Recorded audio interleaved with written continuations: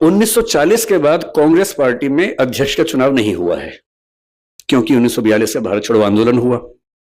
फिर विश्व युद्ध चल रहा था 1919 से 39 से 45 तक। विश्व युद्ध के दौरान कांग्रेस का इलेक्शन कैसे हो? 1946 का समय आ गया है, अप्रैल का महीना है। विश्व युद्ध के बाद परिस्थितियां स्पष्ट हैं कि अंग्रेज भारत छोड़ने की तैयारी कर रहे हैं, छोड़ेंगे ही छोड़ेंगे। 1946 का चुनाव हो चुका है, चुनाव में कांग्रेस भारी बहुमत से जीत चुकी है। सबको पता है कि कांग्रेस का जो अध्यक्ष होगा, प्रधानमंत्री बनने का न्योता उसी को मिलेगा अंतरिम सरकार में। अभी भारत आजाद नहीं हुआ है, आजादी 1947 में मिलनी है। मैं 46 की बात कर रहा हूं, एक साल पहले की बात कर रहा हूं।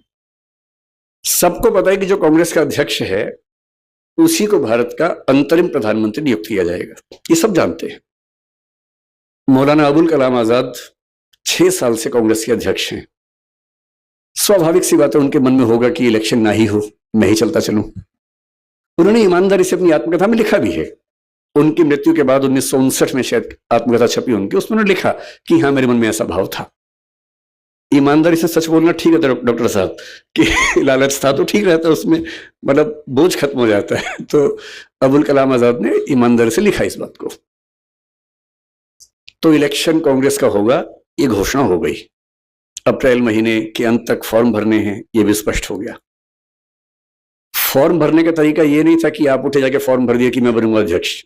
उस समय का नियम था कि कांग्रेस की 15 जो प्रांत स्तरीय समितियां हैं, जिसको पीसीसी बोलते थे, प्रदेश कांग्रेस समिति, प्रदेश कार्य समिति, कांग्रेस समिति, वो नॉमिनेशन भेजेंगे कि हमारी ओर से इसको अध्यक्ष पद का उम्मीदवार माना जाना चाहिए। ये नियम था। तो चल रहा था। 15 प्रदेश समितियों में से 12 ने सरदार वल्लभ भाई पटेल का नाम भेजा कि इनको अध्यक्ष बनाया जाए। बाकी 3 ने किसी का नाम नहीं भेजा, एब्सटेन किया कि हम किसी का नाम नहीं भेजेंगे। यानी कुल मिला के एक ही नाम आया, कोई दूसरा नाम ही नहीं आया। अब मामला फंस गया। 29 अप्रैल की डेट सामने आ रही थी, दूसरा कोई नाम ही नहीं आ रहा था। फिर कहते हैं कि कुछ लोगों ने कोशिश की कि नेहरू जी का नाम भी उसमें आना चाहिए। कृपलानी जी इसमें मुख्य भूमिका में थे।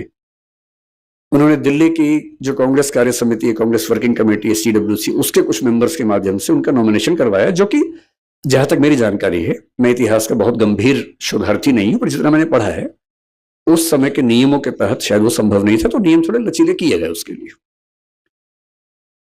उनका नॉमिनेशन हुआ।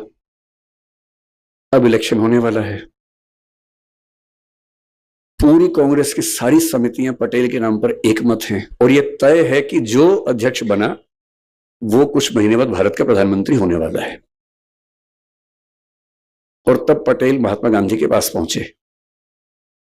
उन्होंने कहा कि बापू, ऐसे ऐसे स्थिति है, आप क्या कहते हैं? क्या क्या सोचा होगा मुझे नहीं पता, पर मुझे महात्मा गांधी की नीयत पर शक नहीं होता है। महात्मा गांधी ने कहा कि तुम इलेक्शन मत लड़ो।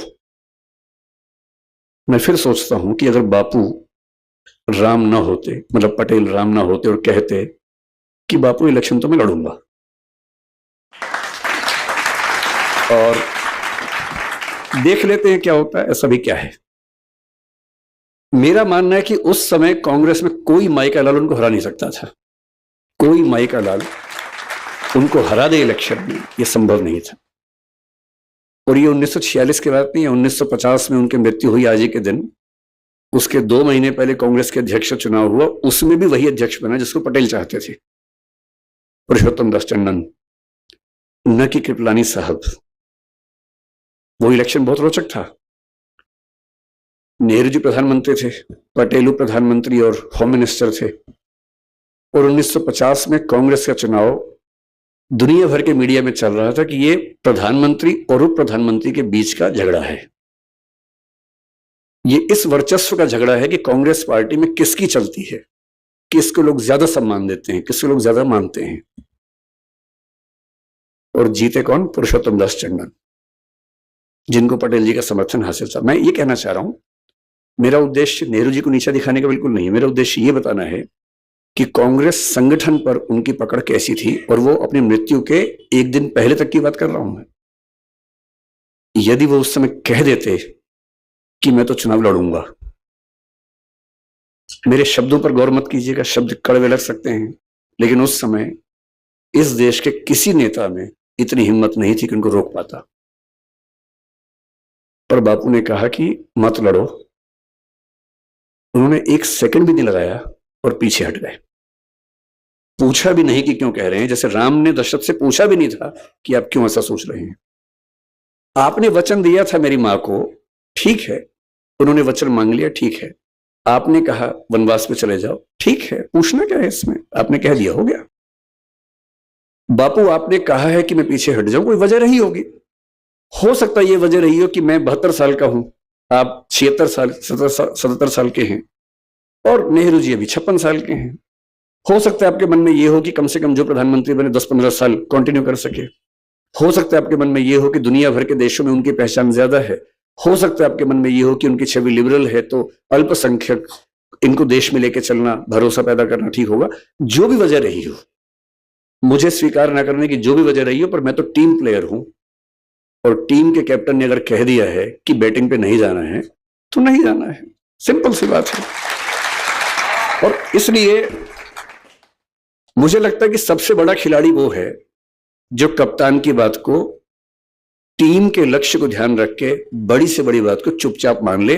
99 रन पे खेलते हुए कैप्टन अगर कह दे डिक्लेयर कर दो, तो पूछे नहीं कि 1 रन बनाने में क्या दिक्कत थी, डिक्लेयर कर दे। क्योंकि हमेशा ध्यान रखना है कि मेरे लक्ष्य से बड़ा देश का लक्ष्य है, पार्टी का लक्ष्य है। और मैं ये बात पुरजोर तरीके से कहना चाहता हूं कि इस देश में जितना बड़ा त्याग पटेल ने किया, उतना बड़ा त्याग शायद किसी ने नहीं किया।